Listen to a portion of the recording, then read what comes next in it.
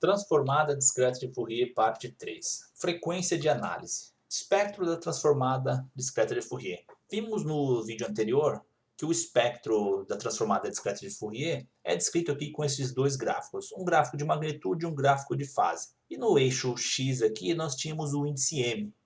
Lá no caso anterior nós tínhamos n maiúsculo igual a 4, portanto o M varia aqui de 0 a 3, igualmente espaçados, tanto para magnitude quanto para fase. Mas a pergunta é como saber qual é a frequência quando m é igual a 1, quando m é igual a 2 e quando m é igual a 3. Por exemplo, se nós estivéssemos lendo aqui um espectro de Fourier preenchido já, digamos que em m igual a 2 aqui nós tivéssemos uma componente com amplitude 15. Qual seria essa frequência quando m é igual a 2, que tem amplitude 15 aqui que nós estaríamos lendo neste gráfico? A resposta para isso é esta equação aqui, é a nossa frequência de análise. Com esta equação a gente consegue saber qual é a frequência das componentes aqui, m igual a 1, m igual a 2, 3 e assim por diante. Vamos ver esta equação novamente. Ela está aqui.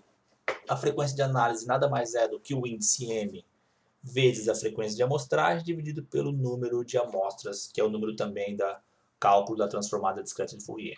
Por exemplo, digamos que nós temos um sinal amostrado a uma taxa de 800 amostras por segundo e calculando a transformada discreta de Fourier de 16 pontos, n maiúsculo igual a 16. Temos que a frequência de amostragem é 800 Hz, o n é igual a 16, portanto, lá em m igual a 1, eu sei que a frequência daquela componente é 1 vezes 800 dividido por 16, que nada mais é do que a aplicação da fórmula. Nós temos que a componente m igual a 1 representa lá um seno de 50 Hz, que tem a sua amplitude, que tem a sua fase. Por exemplo, n igual a 16, o espectro aqui mostraria 16 componentes, o m vai variar de 0 a 15, e nós temos que o x de 0, que é a primeira componente em frequência, é 0 vezes 50, 0 Hz. Nós teríamos que a primeira componente aqui, a segunda componente, x de 1, que é a segunda componente de frequência, é 1 vezes 50 Hz. E assim por diante. Terceira componente em frequência, x de 2, sabemos que esta componente aqui tem uma frequência de 100 Hz. Nós vimos que o cálculo deu 50 Hz para m igual a 1. E assim por diante.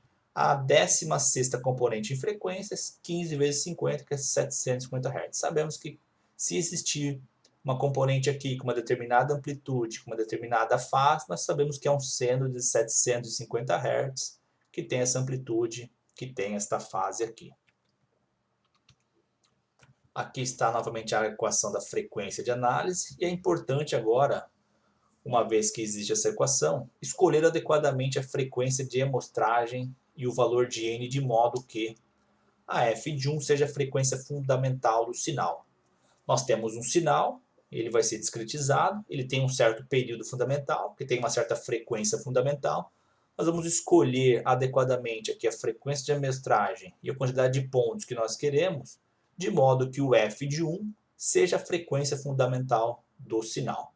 Desta forma, o espectro vai mostrar toda a informação verdadeira ali do sinal. Aqui termina este vídeo.